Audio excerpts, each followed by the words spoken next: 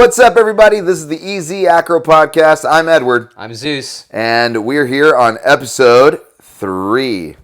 So I just want to thank you guys so much. Those of you that had tuned in on the first episode and the second episode. Hope you guys enjoyed what we had for you guys in those 2 episodes. More importantly, the second episode. That second episode got a little heated. Yeah, it's fun. Yeah. And please keep giving us feedback. We're excited to talk about things that you guys either want to know about, to hear what we have to say, or just topics that you think would be fun for us to discuss a little bit. We're pretty open to the concept, so give us some feedback. And it can be anything as far as acro, whether it's something kind of like on a philosophical side of things, or even something that's like very skill specific, because we're both very knowledgeable in acro and in and outside of skills. And it could also be quite controversial if you just want to see us argue a bit back and forth.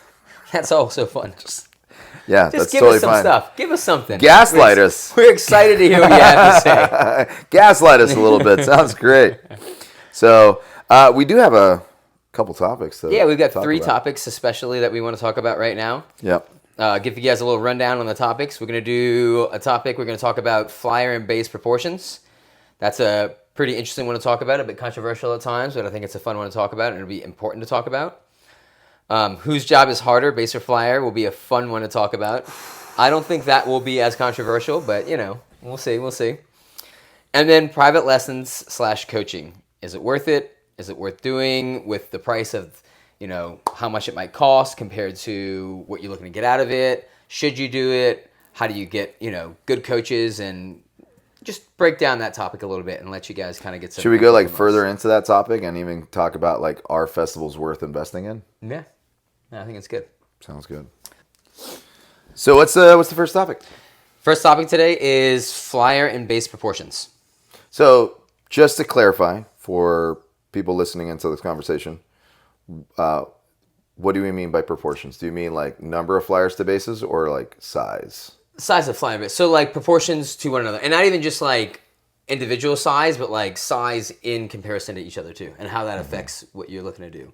So in competition, acro sport, I'm assuming in cheerleading, it's probably pretty streamlined. It is an acro sport. It's you're a certain age, you're a flyer. And then as you get older and your body develops, usually you step into being a base. So the bases are usually older and the flyers are usually younger. Unless you're someone who's small and naturally stays small, and that's where you kind of get your elite level flyers that have been able to do it for longer than... Especially because they have better motor skills at an older age too. So because they've been able to push through it. In cheerleading, we do have it. In cheerleading, it can be pretty black and white, but there's a very small gray area in that aspect. So not to go into too much crazy detail, because I could probably talk an entire episode about this, but for the most part, if you look at the average cheer team, whether it's all-star or high school, not so much collegiate, but for the most part, all-star in high school or middle school, your younger athletes are going to be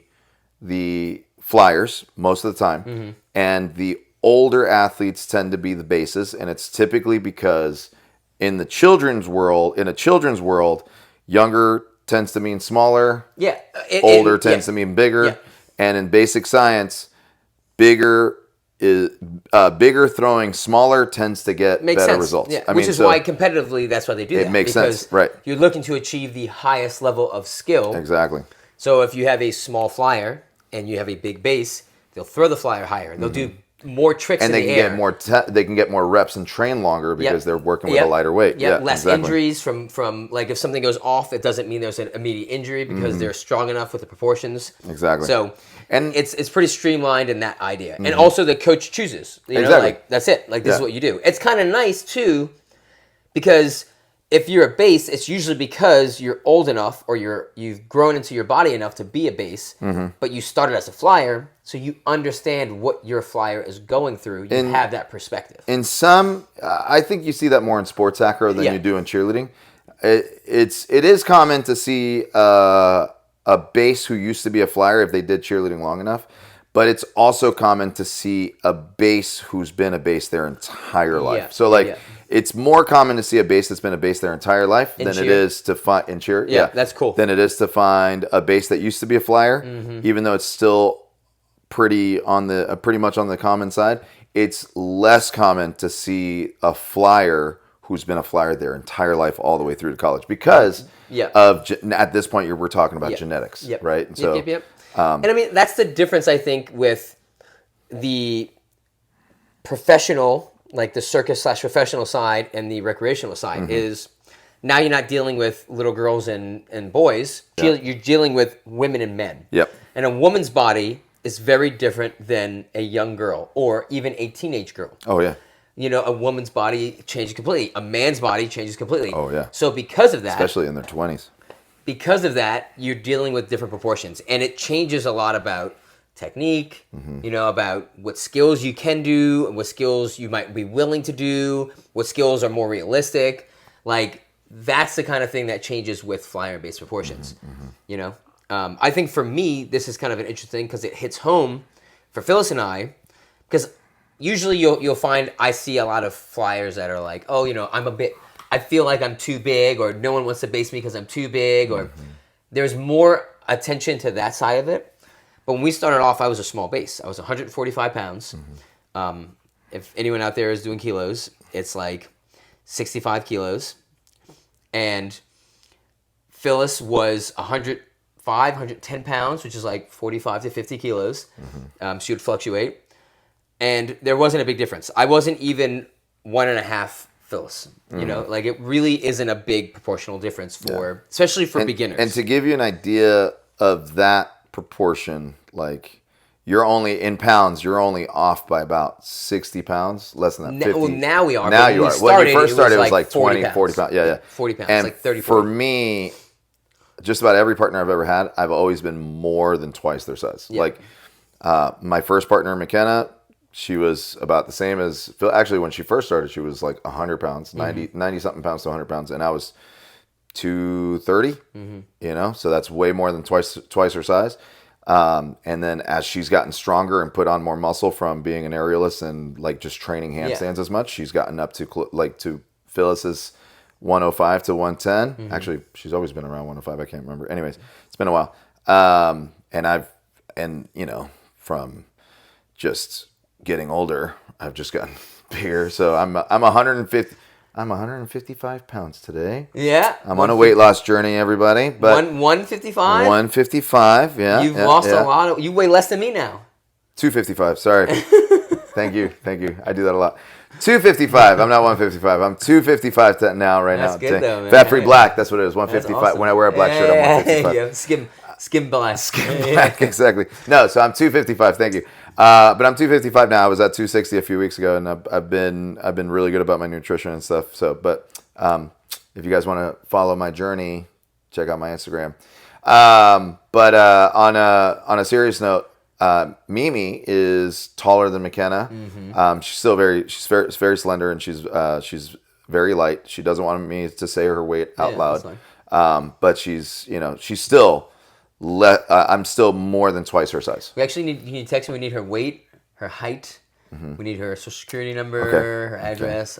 We just need all that. I kind of have her social security Right number now. screen. We did her taxes just recently, so like I have it memorized. Now you guys are official. Well, it'll be right here. You guys got a copy down? All right, good. What was that? You're gonna edit it in. We're gonna add add that in information. post. I see. It's right here. There you go. That's the fun part. And here it is.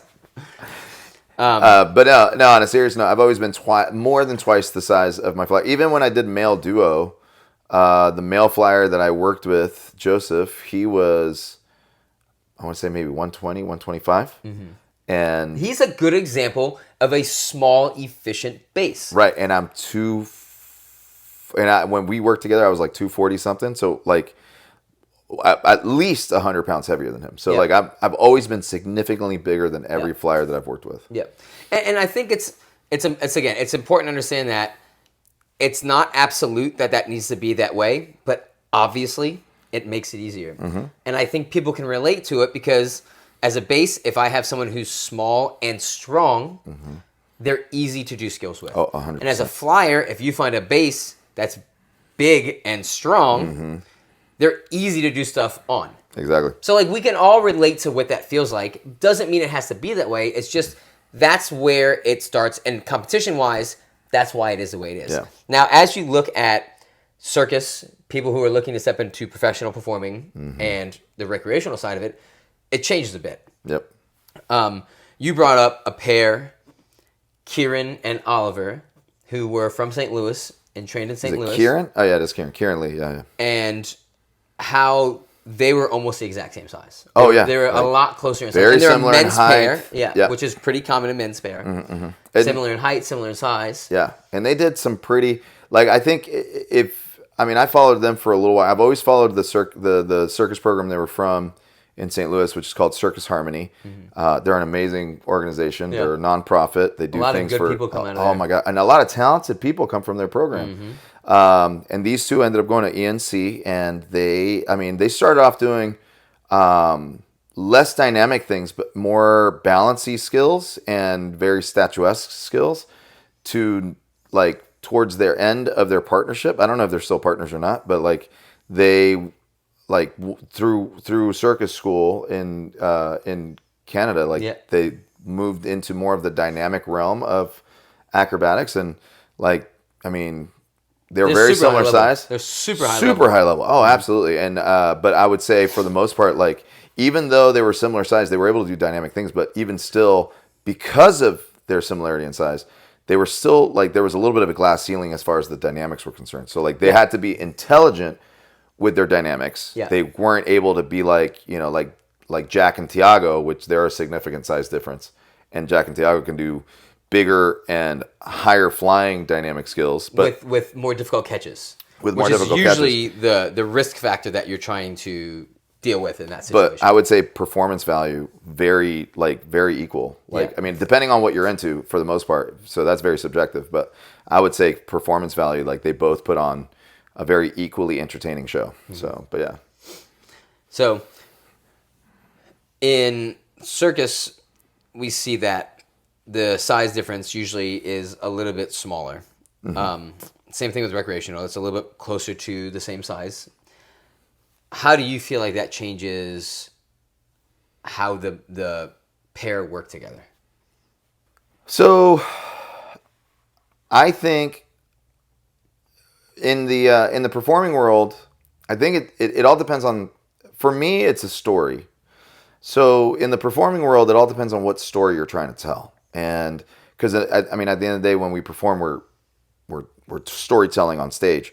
And so when you have very similar size, if you have more similar sized pair, let's just say a mixed pair, so male, female, you're going more towards of a romantic storytelling most of the time. That tends to be the common story that you tell. So when you have a gigantic base with a teeny tiny flyer, from an audience perspective, it just kind of looks like a grown man courting a little girl. Daddy-daughter dance. Yeah, and it just kind of becomes a little, it can become a little awkward if you're not intelligent about it and you're going too far into the romantic side. But what you just described, but you can play a little bit more on the daddy-daughter, cute thing, like a cutesy, fun routine. Maybe stay away from that. But for the most part, it all depends on the story that you're trying to tell. So me being such a big base compared to my flyers, and that's kind of always been a little bit of my preference, having a smaller flyer for efficient purposes. In my early days, that's where my inspiration to create the Acro Santa came from. Was when I would look at my acts on stage with a smaller flyer, it would, even though we weren't really trying to be romantic, the moves kind of took it that direction. So it was easy for me to try to come up with a concept that would sell, and wouldn't feel romantic. Yeah. It would feel playful. And so that was kind of the inspiration behind creating the Acro Santa. Now, granted, when I'm not Santa Claus, you guys are in on the secret now. But when I'm not Santa Claus, now I'm just, now it's more of a matter of trying to put on a good show, kind of like Beauty and the Beast kind of vibe. But for the most part, it's definitely, it's always, there's always a level of romance when you're doing a mixed pair. Now that I'm partnered with Mimi, who's a little bit of a taller flyer, I look at our numbers that we put on, and when the romance is there, granted we are a romantic couple, but when the romance is in the act, it doesn't feel she's awkward, taller, and it looks right, nice. exactly. Like when we do things where we're eye to eye, like when we look into each other's eyes, it's not me looking like all the way down here at my chest level in someone's eyes. It's like me looking, like a very average, so you don't have to pick her up to look eye to eye. Exactly. But like when I watch it, it feels more natural, and it feels like it makes sense. And so like I can almost get into that story as a spectator. So for me in the professional side, I think that it makes more sense, and it fits, and it looks better, and it just puts on a better package, a better presentation. When you're doing male duo, male duos are typically, from my experience, has always been more statuesque. Statuesque. Like you get showing the off counterbalances because you have this strength and stamina, and not necessarily. Stamina, strength, and control. It's not like it's not really like every aspect. It's not really everyone's cup of tea. It's not like a high flying. It's not really going to be exciting. Exactly. It's a lot more like slow moving. Take your time. You do maybe a little bit less skills. Your skills flow into each other a little bit better. The flyer's showing off calisthenic strength. The base is showing off like power, things like that. So it's in that sense, that's kind of like the story that you're telling there. You know what I'm saying? You're showing off. It's kind of like the story that you end up seeing. And the reason that these become, I think, stereotypical to some extent is because standardized almost. They make sense, right? Like we can't change the physics of it. Like if something heavy is being lifted up by someone, like you need to lift it more carefully than if I'm lifting something light. I mean, like I can take an empty box and just chuck it into a van. Right. But if that box has a bunch of weight in it, I'm not going to chuck that into the van. It just doesn't make sense. I've never seen an average sized person like in the gym. I've never seen an average strength person. I shouldn't say average size, but a person of average strength deadlift their own body weight. For example, I've never seen anyone that deadlifts their own body weight like who's just of average strength, not someone that trains it all the time. Deadlift their own body weight and just snatch it up really fast. Like it's typically a little bit of a slow and control. It might have a steady pace to the lift, but it's not dynamic. It's not a dynamic lift. Now, obviously, we're talking about power lifters that practice that technique. It's a different story. Again, you have your one-offs. Right, exactly. But for the most part, on average, people aren't taking their own body weight and going whoop really fast with it. There's this one guy that I follow now that I've started my weightlifting, and I think he said he weighs 135 pounds. He's this little Polynesian guy, 135 pounds. Okay. And he moves some of the heaviest weight and some of the quickest range of motion that I have ever seen. And he does full ass to grass, full ATG squat. Oh my god. Moving 360, 370 pounds with a dynamic end.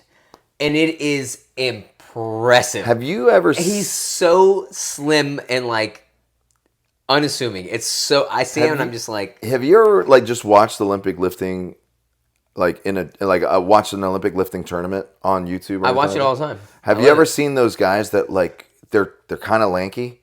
They're not short, so you don't ever assume that they're going to put up a lot of weight because they're not short. So they still have a pretty good distance to carry. Yeah, that's tough. That's not a good way to be as an Olympic No, but when you see them actually hit a big number, they it's it almost looks like their arms got longer for a moment.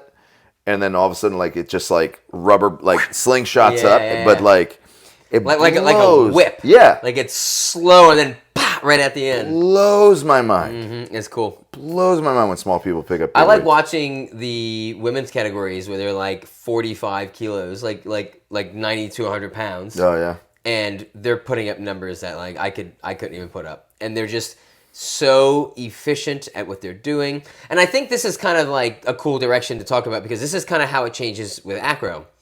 If you're dealing with things that are heavier, so you're dealing with people the same size as you for base flyer proportions, you need to be more efficient. Your posture changes, your technique changes. You're going to hold someone more in your stack. If you're holding a hand-to-hand, it'll look less like a small flyer, big base hand-to-hand, and more almost like someone's holding you on their shoulders. It makes sense to be more connected to your body as a whole. More stacked, yeah. Yeah. And you're probably going to be doing those moves that don't require those really dynamic pushes. Or really dynamic catches, because that's really one of probably the more dangerous concepts of having higher, closer proportions is trying to catch someone in that that concept. Oh, yeah. You have less room for error. Oh, yeah, no. Like, you can't get out of your stack with that much weight because you will get injured. I mean, when you're dealing with powerlifters that are lifting ridiculous weight over their head, if it doesn't hit well, they just get out of the way and let it fall. Drop it. Right, exactly. You can't do that with a human being. Do that with a human being. With a human being, you have to catch them. If it doesn't hit well, you have to catch them to some degree and get them to the ground safely. And that's usually where the injuries... And that is when the injuries happen. Yeah, because now you're out of line, you're off your stack, and that's when, like, for example, a vertebrae. Like, once a vertebrae is out of line and off its stack with enough weight, it's going to shift the vertebrae, and that is excruciating. Yeah. So I think the important thing to look at recreationally in this standpoint is you're not competitive, so you don't have to be big base, small flyer. No. If you're a flyer, you don't have to like shed a bunch of weight. I mean, you can do whatever you want, but it's not. You don't necessary. recommend it. Yeah. You don't. You can do whatever you want. Yeah. It's your call, right? As a base, I'm a small base.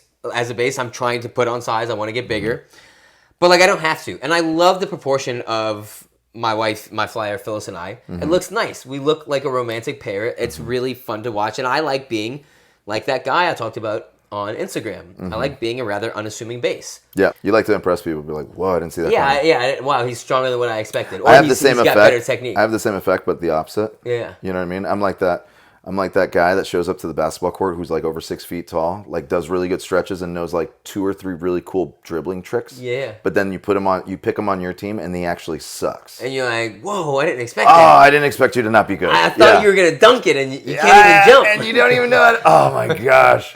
Whoa.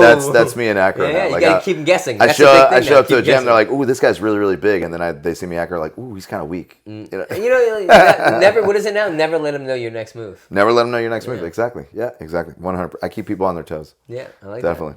that. I think it's cool, though, because in the Acro community, you don't have to be streamlined into one of these things. No. But know that I've been in really casual, like, recreational atmospheres, and, like, the bad part about that is there is more risk. Like, sometimes when Phyllis and I would coach, we're like, hey, you know, like, this, you're pairing people up in your workshops or in your classes, and people don't know what they want to do, if they want to be a base or a flyer, and then they want to, like, switch in and out. And we've seen people, like, put other people at risk, and we have to stop them. Like, no, I know you want to do this. I know you want to fly, but you're a base, and I know you want a base, but you're a flyer, but it's dangerous. You don't have the skills, you don't do it, you don't have the size to, like, compensate for the fact that you don't have the technique, and we can sit here and spot you, but, like, ideally, maybe if this is something you're just doing for fun, be a little bit smarter about it, because we can't change the fact that physics are physics. Physics are physics, and exactly. when something goes wrong in that situation, it goes very wrong very quickly. Yeah,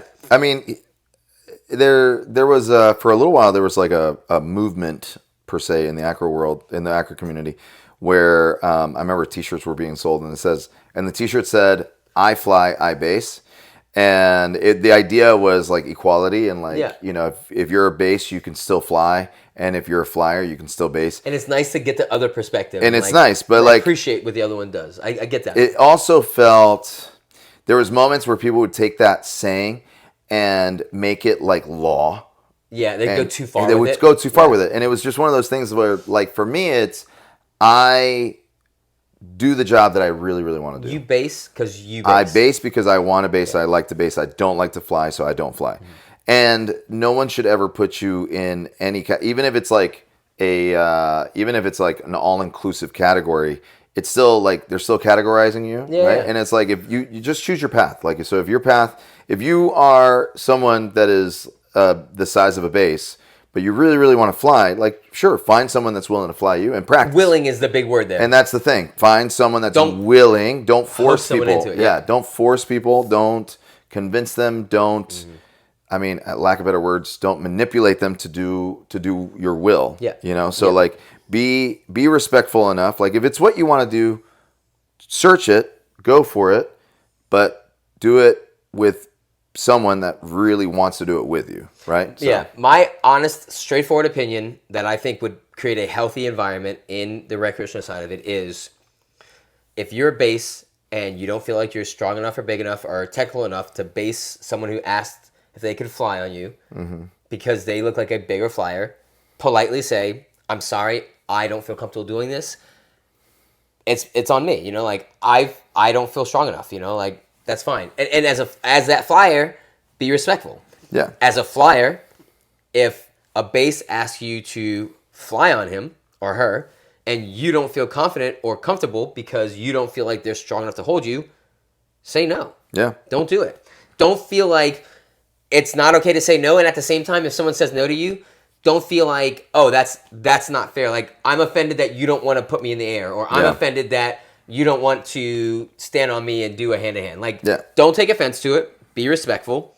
And it's different in the recreational sense than the professional sense because you're working with random people and you're not looking to work full-time with each other. So you're not building your body into that concept of you're always going to be my flyer and I'm always going to be your base. And naturally your bodies will shift. So don't be scared to say it how it is. Yeah.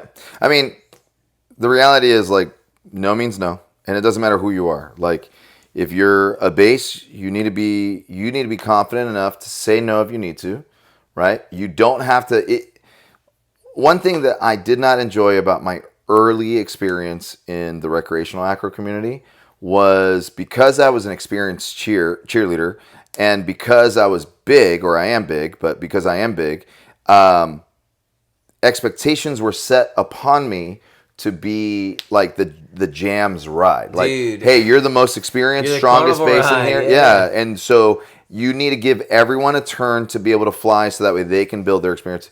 The reality is that that's not fair, and that's not the case. You know what you ought to do next time if that ever happens is set up a ticket booth.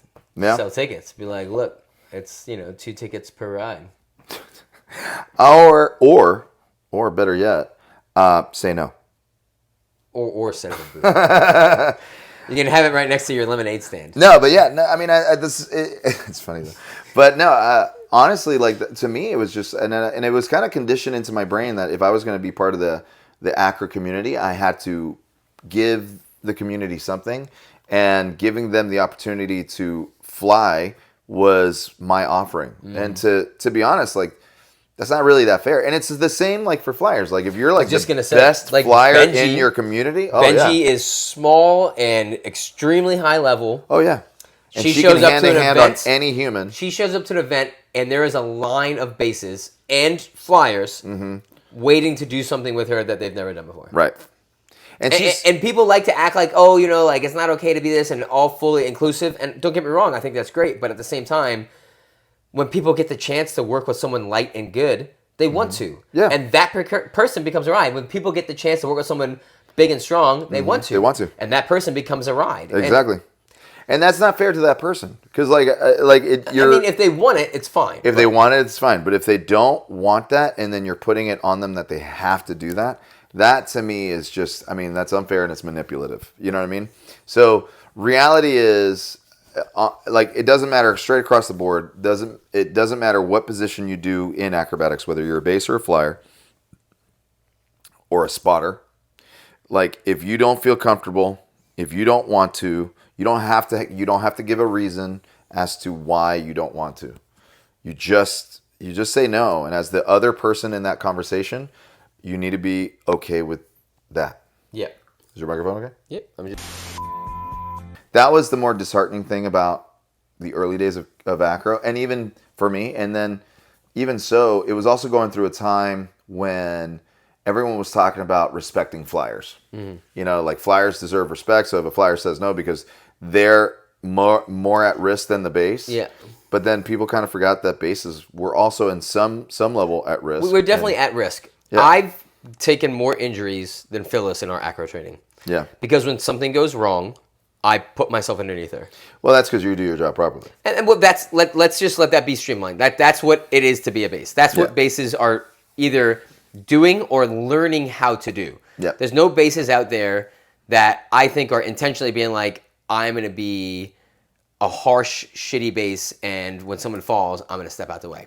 I think ideally we're all getting into this with the right intent, and if it's someone's obviously not, they're being seen and weeded out. So, yes, everyone's job as a base is to get under the flyer. And if you are good at it, then it comes at a cost, But anyway, I think it's kind of really nice to be where we are right now because we can now talk about the difference between the jobs between a base and a flyer.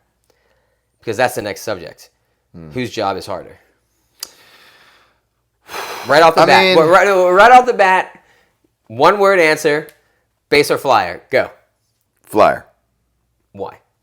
Well, so for me, I don't like to fly.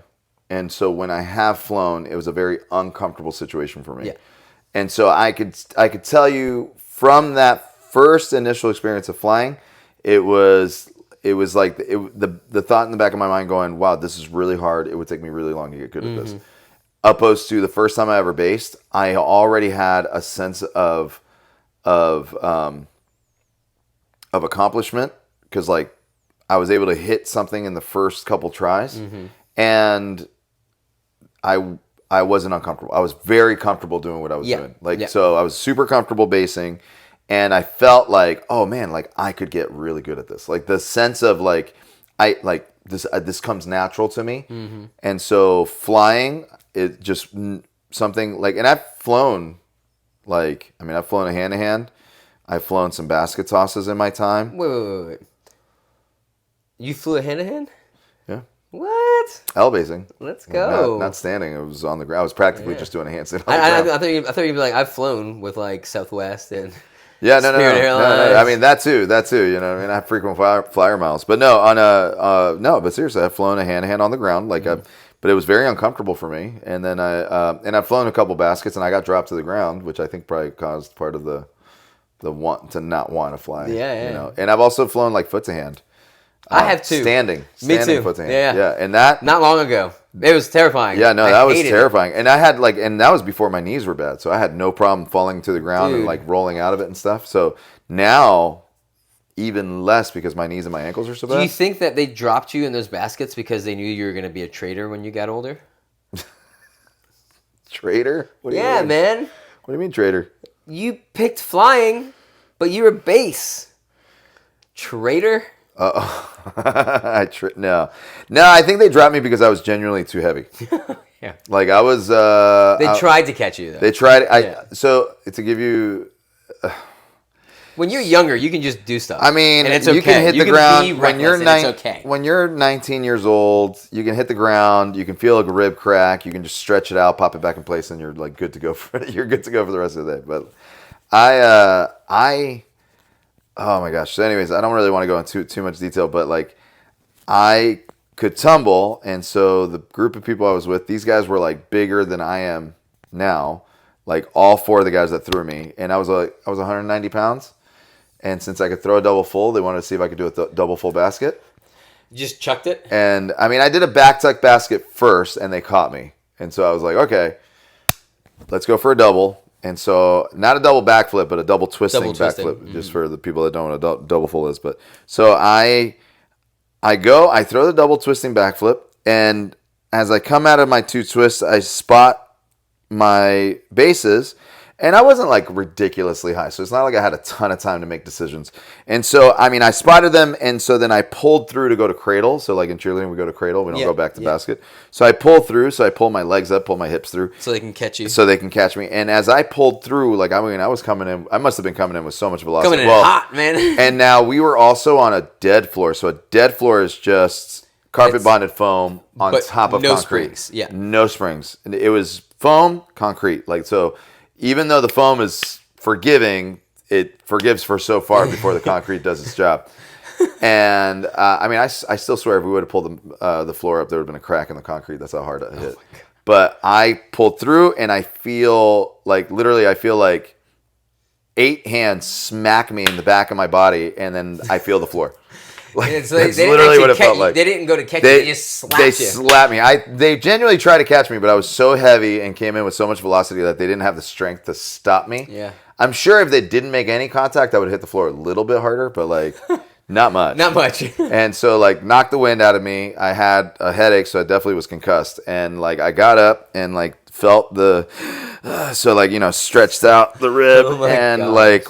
And I just told everyone, I was like, I don't want to do that again. And I was done for the rest of the day. But if I remember correctly, You're and probably I think back in it the next day. with a concussion. Well, we had camp right after that. It was right before we did.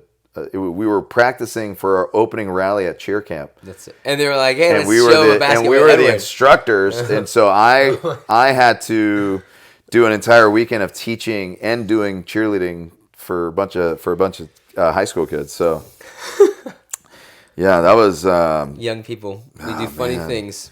Yeah, so I don't remember if I suffered through. I think I was pretty sore the rest of the weekend, but I mean, I still, 19 years old. A couple beers later, I was fine. You're like, no big deal. Yeah, for the most part. Beer at 19? Didn't hear it. Huh? I didn't hear it. It's a different time back then. 2001, 2002. I think the first time I sipped a beer, my uncle made me sip it when I was like 5 years old. He used to make me sip his beer. Maybe that's why I don't like to drink now. Because I hated the taste of it from a young age. Maybe. I mean, I don't remember. I think my parents gave me a sip of their alcohol when I was a child. He used to force it on me. Yeah? Uncle Mel. I don't forgive you, Uncle Mel. Uncle Mel. That sounds like the name of somebody that would force alcohol to their nephews. Take a swig. Put some hair in your chest. Put some hair on your chest. Didn't work. That was lies. That was the problem. Yeah, it was lies. That blocked the testosterone. He must have known he didn't have much hair in his chest. He must have known. He was like, I don't want him to grow up. I don't want him to be hairy. Yeah. I don't want him to not have enough hair in his chest. Let me start him off young. That's so fun. Maybe I should have drank more beer as a child. So, Flyer, huh? Flyer's your pick. So, Flyer would be my pick. What about you? Flyer? Here's the but thing. you've flown more often than I have. I think it's less about having the perspective of what each of them feels like and understanding the job, right? I think the base has a more strenuous job and the Flyer has a more difficult job. Mm-hmm. I think to be an elite level Flyer is more impressive to be an elite level base, because as a Flyer, you're teaching your body, you're teaching your mind how to do something extremely unnatural and something that your body's not made for, something that isn't what your body has learned to do as you grow up.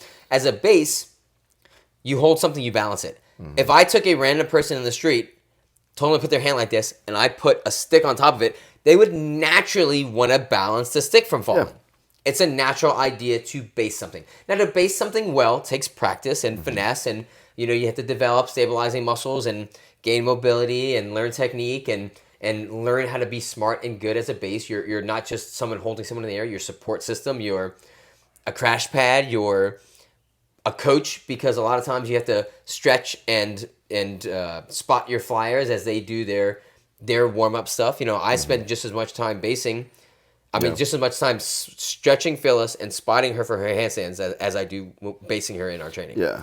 That's a big part of my job. But there's a lot. It's pretty natural what I do. It feels very easy. I just feel like there's a lot of mechanics in flying than there is in basing. Like you just described. When you base, you're already on the ground, so the first thing you do as a base is stand up. Right? Or lay down. On the ground, it's comfortable. Yeah. Stand up or lay down, whatever. But what you're doing is a very natural thing to do. You already, by the time you're basing something, you already know how to do one of the positions that you have to do to base, right? So whether it's laying down, standing up, sitting down, one way or another, you're in a position that you've been able to do since you were a child. You usually do multiple hours a day. Yeah. Whether you're sleeping or you're standing. That's already natural, right? And then the only unnatural thing you have to do is you have to balance a human over your head, and or catch that human over your head, right? I think that's the thing about basing that's the most difficult, is catching. The hand-eye coordination. I would say the hand-eye coordination is probably the most challenging part. And being able to put yourself underneath something that you don't know whether or not is going to be... And then trusting the Flyer isn't going to crash down on top of you or trusting that regardless of what happens, you're going to make that catch. And you're going to keep them safe. Yeah. That's the hardest part about basing. And I would agree, the hardest part about basing is taking on the responsibility of someone else's life. Mm-hmm. Because a Flyer, though they are trying to keep their base safe, they're still self-preservation. Their mind is self-preservation. Right. Self-preservation still takes precedence over their basis preservation, because their basis preservation their basis responsibility is more on the Flyer safety side, and the Flyer's responsibility is divided into two, whether it's 50-50. I would say it's on the Flyer safety side as well. And now what I was going to say, both whether people are focused on the safety of the flyer. But what I was about to say is the Flyers' focus is divided between their own safety and a little bit of the base's safety. So whatever that percentage may be, and in my head, it's a larger percentage of Flyer safety than it is base safety. Definitely. So because could you imagine like a flyer in the air, like a layout with a recatch coming around and then like freeze framing and then being like, oh, I feel like I'm coming in a little hot. And then just like stepping down. I feel like I'm coming in a little hot. Maybe instead of like landing on his hands and hurting his wrist, I'll just over rotate and land on my back. That way he doesn't have to hurt his wrist. Yeah. And like have the conversation with him. Like, hey, listen, I'm coming in a little hot. I'm a little hot. Just step back. Step to your left. Just step back. I'll come down. I got this. Hey, do you mind moving that mat over just a little bit further for me? Yeah, no, that's, I mean, for the most part, yeah, I would say. And as a flyer, I wouldn't. When I was in the air, I was like, I'm keeping myself safe.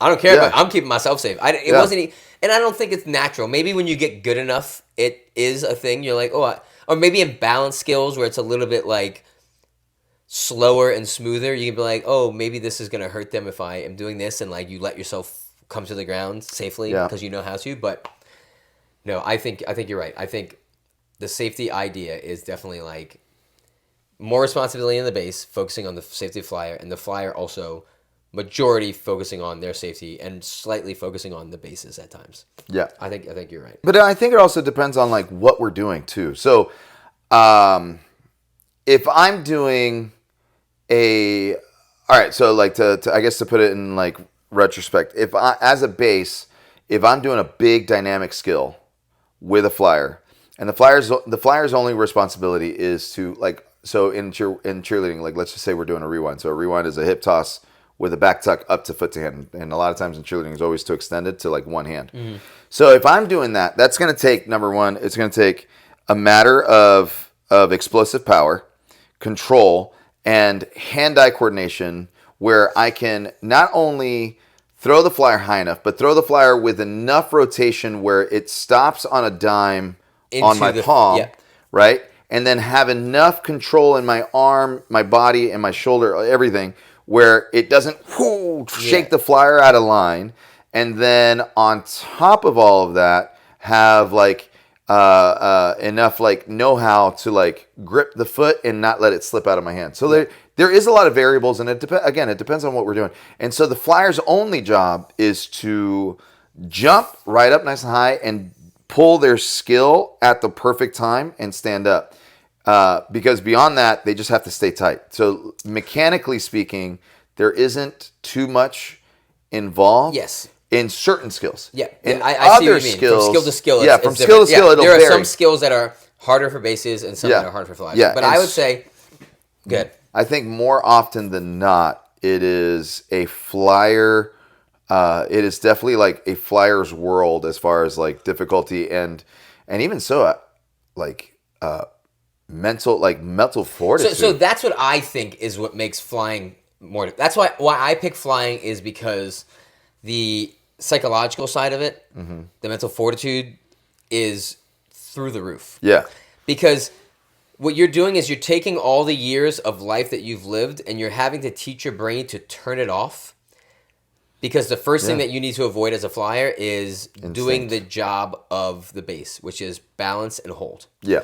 And a lot of times, especially on your feet, you want to control yourself, you know? Oh, yeah. And now you're like, oh, I'm falling, but I don't react. And that doesn't make sense. Your brain's like, wait, we're falling and you don't react? My job is self-preservation. Why am I not reacting? And it's because that's the base's job. Because now the base is underneath you, so they've become your feet. So where your feet would balance, now your feet are the base's feet. And the base is doing that job now. Absolutely. So I think the reason that flying is harder, in my opinion, and regardless of the skill, I think it still is a part that makes a good flyer and is what makes, I think, flying so strenuous on people is knowing that regardless of what happens in the skill, if things don't go well, which I mean, driving a car, you're never just holding the wheel still. Like, there's always some sort of like. I don't know. Have you maintaining driven some things. the new cars lately that like steer themselves basically? Yeah, I have one of those, but it only steals itself and then it yells at you for not steering it. Right, but for the most part, like, I mean, you just touch the wheel and the wheel does the rest of the job now. But like, I mean, I need to get a new car. I need to get a Tesla. I don't know. Like my dad's GMC. Like I literally just like hold it with one finger and then it just keeps me between the lines, and then I have to drive my own car. Well, and I'm like, oh man, I forgot how to drive. And then like it'll keep me in between the lines twice, and then it'll yell at me. Oh really? Yeah, it's like put your hands on the wheel. Like what's wrong with you? Yeah. Oh, I guess my dad's yells at me. It does a little buzz sound. Yeah. But I ignore the buzz. So and then it keeps saving. And it just keeps saving me. Mine stopped saving me. Mine's like I warned you. I yeah, twice. I warned you. Now you're dead. Yeah. But I think it's kind of like that with every skill. There's like that idea of driving where like you're catching and fixing. You know what I mean? So through that whole phase, the flyer's like, I go, I finish, and I stay confident. And regardless of what I feel, that's no longer my job. It's not my job to do what it's been my job my whole life. Yeah. And even though it's scary to not do it, I can't do it. Yep. And that's why I think the mental fortitude, the psychological side of it is what makes flyers have a harder job. I do think the responsibility and the strenuous activity on the bases is different. The stress is different. I think that's why bases end up being a little bit more like we want to take charge. I was literally, wow, you just like pulled the words right out of my mouth. Like literally, that was my next thought. I was literally, while you were talking there, it was just drawing a thought in my head where I feel like that is one of the reasons that you see that dynamic a little bit more often, where the base tends to be a little bit more in charge of the skill that's happening in the moment than the flyer, because the flyer's job is to be, in a lack of better words, submissive to the base's balance, and the base's job is to be responsible for their actions and the flyer's safety at the same time. So like you're taking on responsibility of two people, and the flyer's really just taking on the responsibility of themselves. Yeah. So when the flyer is responsible for themselves, and this is and I would say this would be the case in an equally skilled partnership. So like if you and your flyer on the same level, are on the same level skill wise, it makes more sense that if you look at acro as a dance, it makes more sense that the base would take the position of the lead. He takes of lead. the dance, just like dance over the flyer taking the position of the lead of the dance. I agree. I do think there are times where bases naturally overdo that idea and they stop listening to their flyers, which I think creates a really negative environment, because then the flyer starts feeling unheard. And I don't want to drop that word out there because I know that word comes with a lot of baggage. What I mean by unheard is the flyer feels like they can't talk about what makes them feel comfortable. I want to leave it as simple as that. Just what makes them feel comfortable. Because if you're going to submit to someone else's control and trust them to do their job of keeping you safe, you need to feel comfortable. Yeah. If I'm expecting someone to do a 1 foot or one hand on my arms extended, and the ground feels like this, I can't get mad at them for not wanting to commit to the skill, right? Because they don't feel comfortable. And if I was standing on a drawbridge, or like a suspension bridge, you know, like one of those, and someone was like, "Hey, do a handstand," and I was like, "This thing's I'm gonna flip over." Like, absolutely not. Like, you kidding me? It's the same concept. So I think the bases naturally want to take control because they're responsible, but I think sometimes it gets to the point where they are used to running the show, and it becomes the dynamic of the training. It quickly gets out of proportion. There's a difference between being a lead in a situation and being a Adolf Hitler. There we go, Adolf Hitler, and being a what do you call? What was Adolf? He was a dictator. Dictator. Thank you. I was thinking, so like I was gonna say dominator, but yeah, dictator. Dictator sounds way more educated than dominator. You might have been a dominator too. Like, are you a dominator? No, but anyways, maybe not, actually. Dictator is definitely the right word. But yeah, there's a difference between being a lead and being a dictator. Like if you're dictating to your flyer constantly, like, hey, do this, do this, do this, do this, do this, do this, and you're taking zero responsibility for what's happening in the skill, then that's when you're gonna have a situation where the flyer gets frustrated. Yep. But if you are being a good lead, where you're helping the flyer do their job by doing your job well, and taking on the responsibility of yourself and the flyer, and also taking time to ask the flyer the questions they want to answer, I think you're going to have a much better Partnership.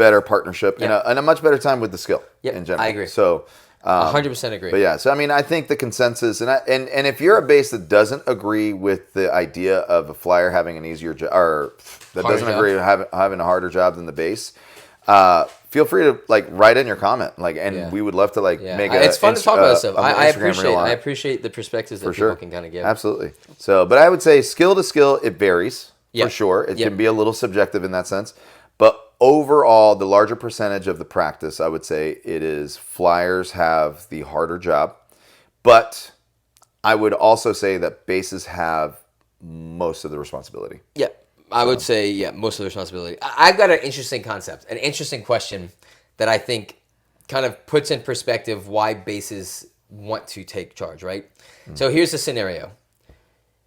You're given responsibility of 4 people. You're given responsibility of these 3 other people to get them from point A to point B in a car safely. It's all your responsibility. Someone really love cars and driving. It makes sense right now. Just listen. Okay. So that's the situation, right? Okay. What seat? Where in the car do you walk to? If I was the one that wants to be responsible, someone says you're responsible for the 3 people in this car. I would be the driver. Honestly. You would walk to the driver's seat. Yeah, of course. Yeah. Makes sense. That's what I think it is being a base. Being a base, you're given driver. responsibility of the safety of someone else, so you naturally want to take charge so that you can be as responsible as possible. So are you saying like a bossy flyer is basically a backseat driver? Yeah, kind of, right? Yeah. Stop being a backseat driver up there. I know how to. Don't tell me to use my turn signals while we're in a one arm. Yes, I'll stop balancing if you start balancing. Yes, I know I missed my left turn. Stop talking to me right now. I'm trying to focus. I'm trying to listen to my GPS. And the GPS is the coach. Yeah. There you go. That's it. There you go. All right, I can get down with that analogy. That's good. That's good. really, honestly, I would say that's probably the best way to look at it. So the base is the driver. The flyer is the passenger. Yeah. Sometimes backseat driver. And then if you're doing like a trio situation, then the front seat goes to the mid. We all know that. The front seat goes to the mid. Yeah, it makes perfect sense. Yeah. The mid becomes the DJ. Yeah. The mid controls the music. And then if I need to take my jacket off, who's going to hold the wheel? There you go. Not the flyer in the back seat. No, that's true. That's a good point. The mid. The mid has to take the job. That makes perfect sense. And then in a 4-high, the top person sits on the roof of the car. Yeah, because they're just dumb. They're just crazy. They're just crazy. Yeah, especially they're the one that's on like a skateboard in the back, holding on to like they're doing string. Like teeter board all the way up to like a chair that has no legs. Yeah, so in that situation, on a pole, you're actually in the same chair on a pole on top of the car. Yeah, at that point now we're just like, all right, now we're straight up ridiculousness. Just a scene out of Jackass. But I think that's interesting. I think it's really fun to talk about this kind of a thing with whose job is harder and the scenarios of it. Because I think it's cool. And I think it helps people understand the perspective. Because not every base is going to get the chance to fly. Yeah. And not every flyer is going to get the chance to base. You know what I mean? So it's fun to be able to talk through this. And I'm okay with never flying ever again. And I'm okay with... I don't mind flying. It's fun. I'm sized right to do it. And I like to mid. But, I much prefer basing. I enjoy it. It's a really fun thing. But anyway... I think honestly, like we've got one more topic we wanted to talk about, which is like private lessons and coaching. Is it worth it? But I think honestly, like this might be something that we can save for the next episode, so that we keep having material, and so that we don't talk everyone's ears off. I want you guys to come back next week and listen to what we have to say. Let us know. Number one, let us know what part of each episode you enjoyed the most. Like put it in the comments as well. Like what do you want to see more of? Obviously, like right now we're kind of, we're basing it off some of the suggestions we get on Instagram. And also, we are also basing it off of the things that we just want to talk about in general. So, but we do really want to hear from you guys, and we do want to model this podcast to be something that you enjoy watching and listening to. So we want you guys involved. We want to have a conversation about the things that you guys are interested in talking about. And there, we want to move into getting people to come join us and have some, guests on the show to Yeah. shake things up and liven Yeah, up a we little bit. we would love to have a table talk. So, you know, and that meaning having more than just the two of us, have like Yeah, three or more than just two the or two of three us other and- people. and Ling Ling. And Ling Ling. Well, Ling Ling will always be involved unless we're on location, meaning not here but somewhere. Ling somewhere Ling. else. Ling Ling. What's your other cat's name? Ling Ling, come here, baby. Come on.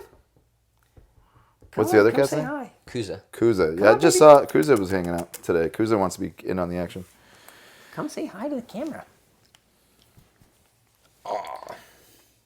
Ling Ling was kind of quiet today. Yeah, She must be tired. she was sitting on her chair. She knows she's not allowed to be on the sofa because you're allergic to her. Look at all this. This is what you're scared of. Mm-hmm. I get it. Yep. Thank you guys for tuning in to episode 3. We really enjoy doing this. It's a lot of fun. It's fun when you guys get involved. So again, hit the like button, subscribe, the little bell notification, so you guys notifications. can know when we post up our next And comment episodes. and share. Like that's going to be also really helpful. So like comment, share, and yeah, let's get. This get the word is out there. just a fun thing that we're doing. Like, this isn't something we're making money off of. This isn't something that we're making a living off of. So You're not making money off of this? no. Oh, I'm just kidding. But because of that, if you guys aren't interacting with this, then, you know, like, we might as well go back to having the conversations in the parking lot ourselves. afterwards. So we would love to get you guys involved. Yeah. You know, and if you guys are feeling frisky and you want to, you know, help grow, then do that right now by sharing the videos. Do that right now by getting more people involved. And then I think as this takes off, if it starts to go in a good direction, we'll start putting up ways for you guys to help contribute to the cause if you're really interested in what we're doing and you enjoy what we're doing. But for now, like, subscribe, and share. Those are the 3 things that really go. Don't forget that bell, notifications. All right, guys. Till next time. Cheers.